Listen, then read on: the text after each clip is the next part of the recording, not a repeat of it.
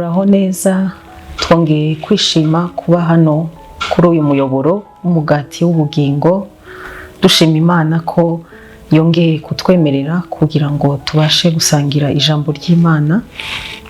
Uyu munsi hari ijambo Imana yanshize ku mutima rivuga ngo rinda iby'agaciro Imana yaguhaye. Uyu munsi hari ibintu turagerageza kureba, ese ni ibihe bintu by'agaciro Imana yaba yaraguhaye idusaba ngo tubirinde. Bimwe muri ibyo bintu icyanjemo cya mbere ni umutima wawe. Turasoma ijambo riri mu Migani 4 umurongo wa 23. Iryo jambo riravuga ngo rinda umutima wawe kuruta ibindi byose birindwa, kuko ariho iby'ubugingo bikomokaho. Haleluya. Ngo rinda umutima wawe kuruta ibindi byose birindwa. Iri jambo riravuga ibintu byinshi cyane, ritwereka nk'uko twatangiye tuvuga umutwe w'amagambo uvuga ngo rinda iby'agaciro Imana yaguhaye. Hano ikintu cy'agaciro nabonye ni umutima wawe, umutima wanjye. Umutima wacu nicyo kintu cya mbere cy'agaciro Imana yaduhaye. Uyu munsi abantu benshi bakora uburyo bwose bushoboka kugira ngo barinde ibyabo, barinde imitungo yabo. Uyu munsi umuntu yubaka inzu, icya mbere akora yubaka uruzitiro kugira ngo hatazaza abajura, hatazavogerwa. Ugasanga mbese twubatse kugira ngo turinde ingo zacu cyangwa se turinde amago yacu, tugashiraho za senyenge hejuru, tugakubitaho ibyuma. Ibyo byose muri rwa rwego rwo kurinda ingo zacu kugira ngo hataza abajura, bamwe yewe bagashiramo n'imbwa kugira ngo mbese hatazagira umuntu winjira mu gipangu. Abantu barinda amafaranga yabo bakayajyana mu mabanki bakayabikisha kugira ngo barinde umutungo wabo. Ariko uyu munsi ijambo riratubwiye, iri jambo ryo mu Migani 4 umurongo wa 23 riratubwiye ngo rinda umutima wawe kuruta ibindi byose, kuruta ayo mazu, kuruta ayo mafaranga, uburyo uyarinda n'iyo mitungo yawe. Ijambo ry'Imana riratubwiye ngo rinda umutima wawe kuruta ibindi byose, kuko aho niho Imana iri interested, mbese ishaka kurusha ahandi hose. Imana ntabwo yitaye kuri uwo mutungo wawe. Ikigaragara nuko abantu bubaka amazu, bakubaka amaetaje, bakubaka inganda, ariko umunsi umwe bakabisiga. Abantu babikisha za miliyoni mu makonte, mu mabanke, imitungo yabo yose, ariko igihe kiragera bakayisiga. Ariko uyu munsi ijambo ry'Imana riratubwiye rinda umutima wawe. Ese ni ibihe bintu uyu munsi ni gute twarinda imitima yacu?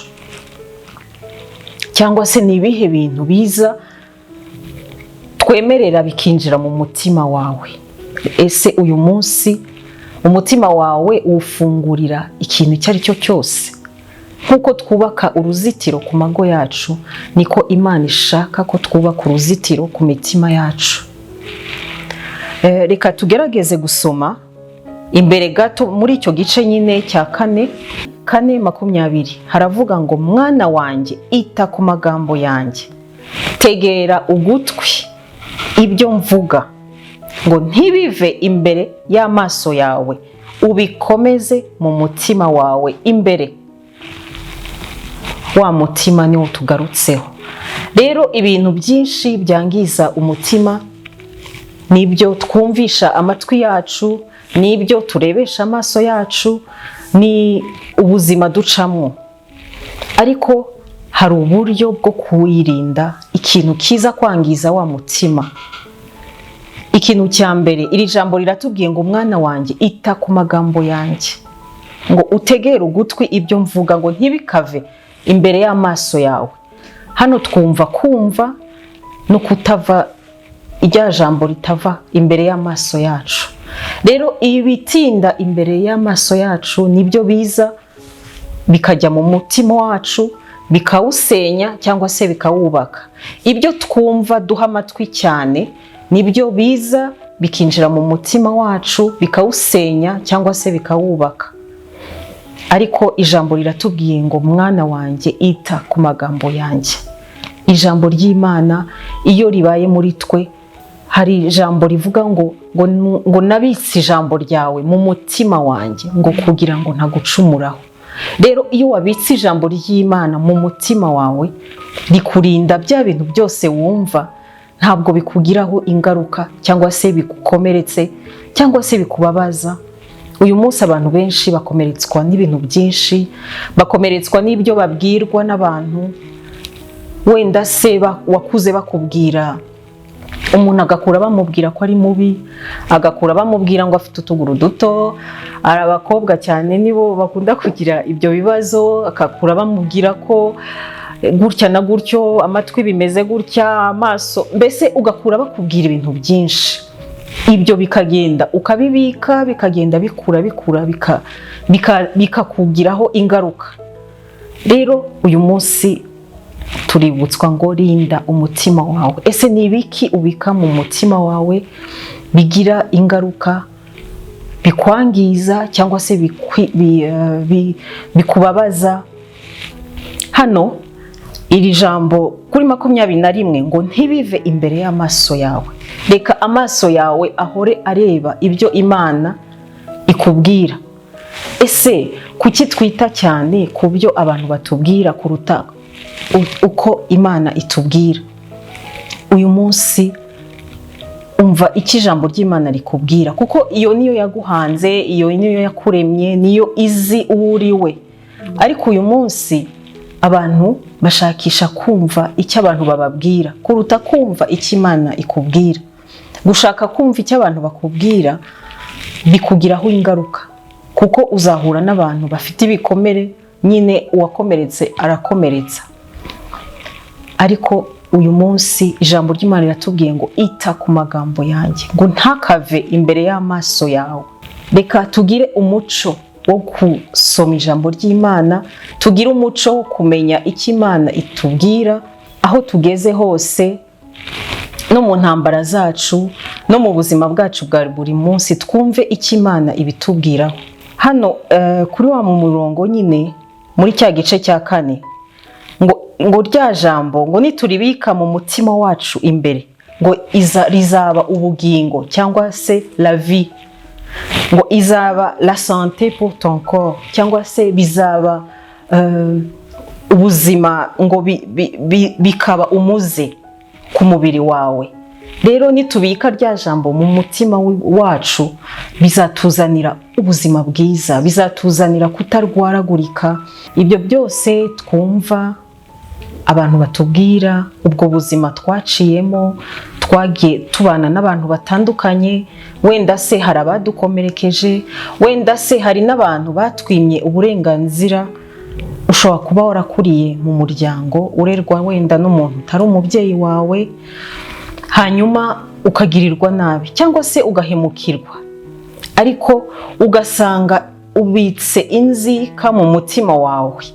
Wa muntu ukagendana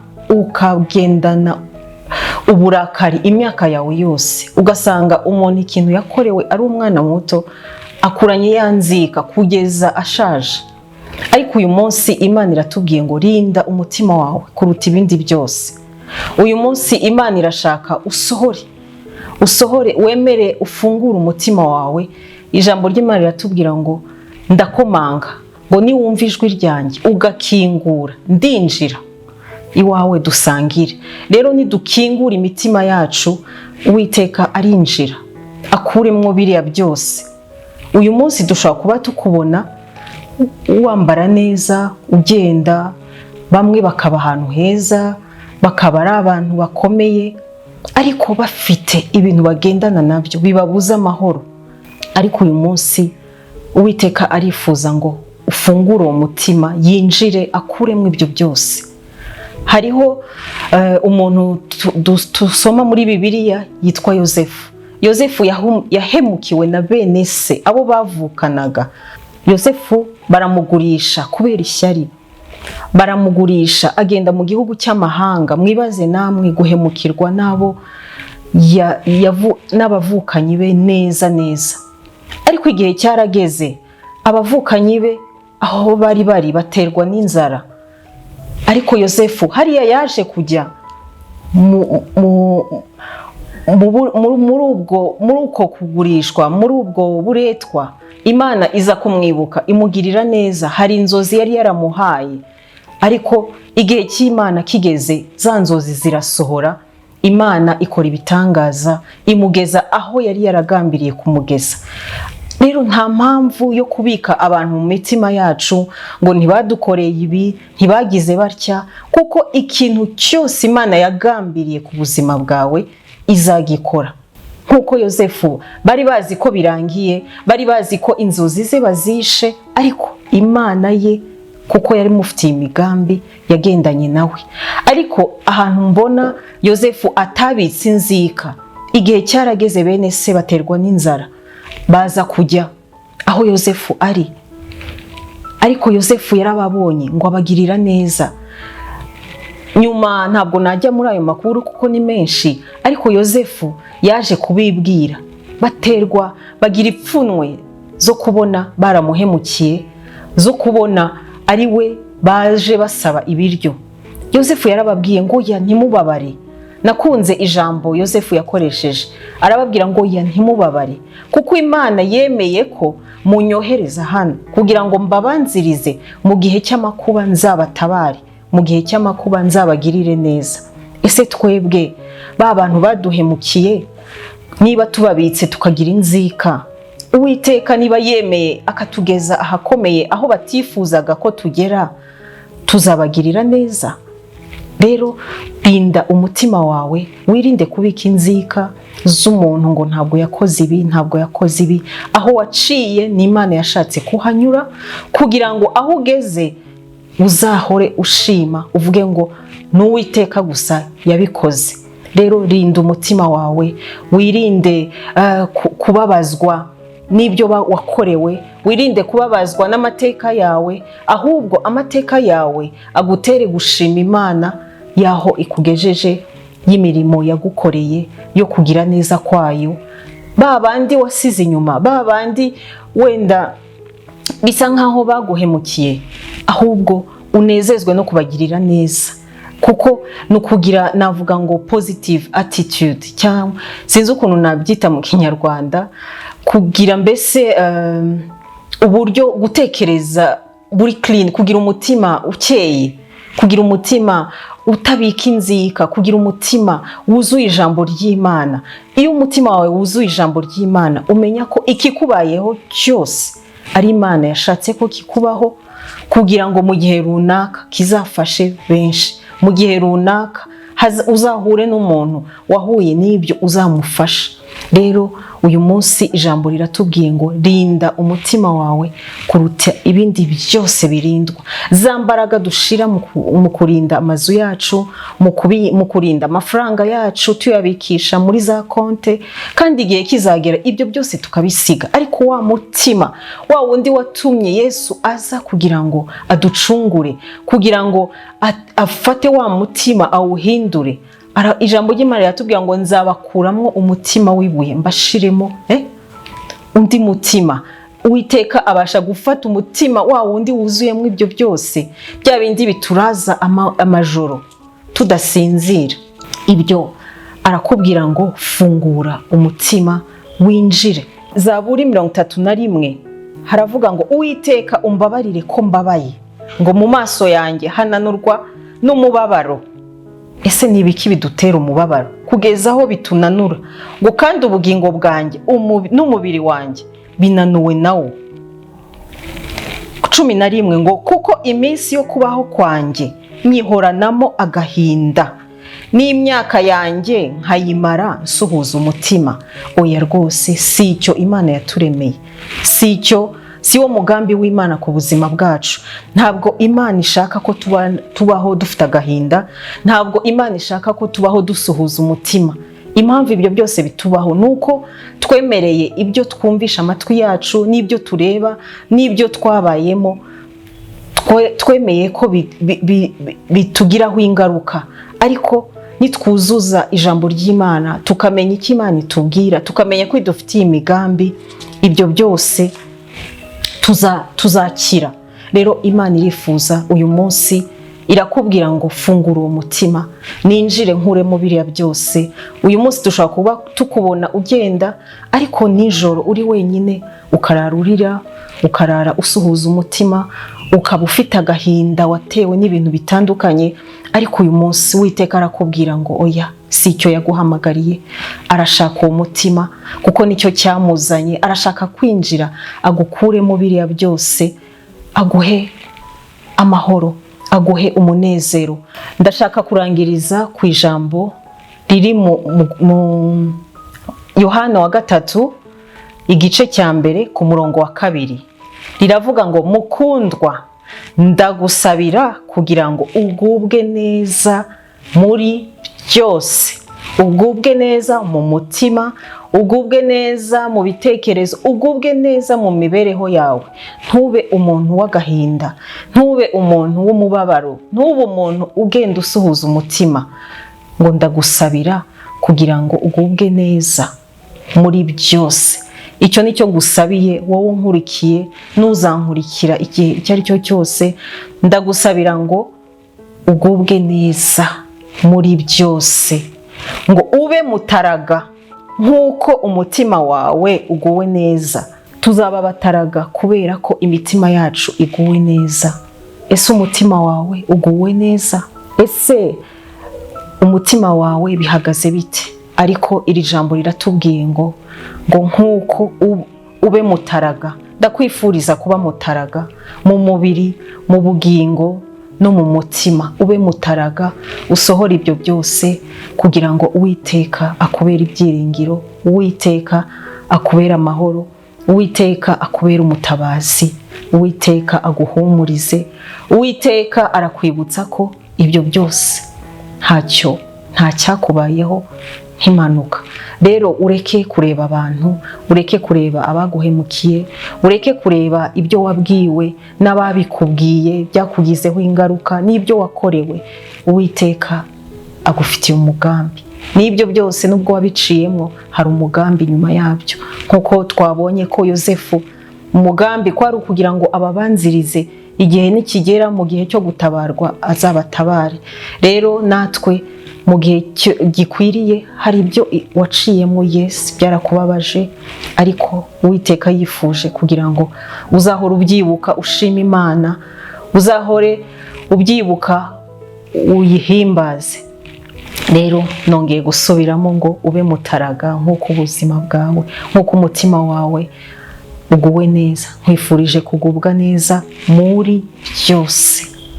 Tugiye kurangiza n'isengesho. Ndagusaba aho uri kugira ngo ufatanye nanjye muri iri sengesho, dusenge dusaba Imana kugira ngo yinjire muri wa mutima. Umutima ni icyumba kitagerwamo n'uwo ari we wese, ariko Imana igera muri wa mutima, imenya agahinda kawe, ikamenya ibikugoye, ikamenya ibikubabaza, byose irabizi. Uyu munsi irakubwira ngo fungura, kingura uwo mutima, ndaza nkwereke, nguhe kugubwa neza, nguhe kugubwa neza muri byose. Mwami mwiza, twongeye kugushima, tuguhaye icyubahiro kubw'ijambo ryawe. Ijambo ryawe ryongeye kutwibutsa kurinda imitima yacu ngo kuruta ibindi byose birindwa, ngo kuko ariho haza amasoko y'ubugingo, niho hava amasoko y'ubugingo. Mwami, ijambo ryawe rizatuma tugira ubuzima ngo bufite bonne santé. Ijambo ryawe rizatubeshaho, ijambo ryawe ngo rizaduha ndetse no kurama nk'uko muri iki gice twabibonye.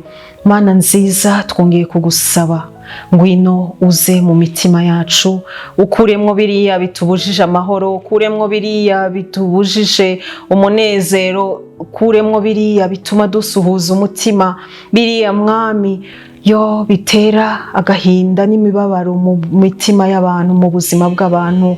Ngwino mwami, ngwino winjire uyu munsi, turagukinguriye mwami Yesu, ngwino mu buzima bwacu, ngwino muri uyu mutima, uvanemo umutima wibuye, uvanemo umutima wuzuye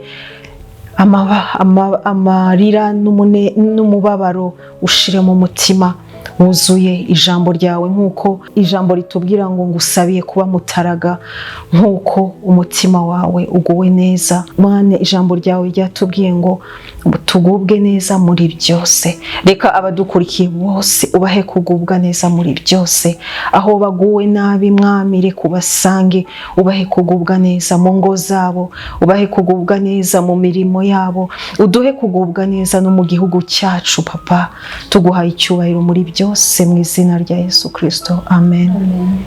Imana ibahe umugisha kandi mbasabira gukomeza kugubwa neza muri byose, amen.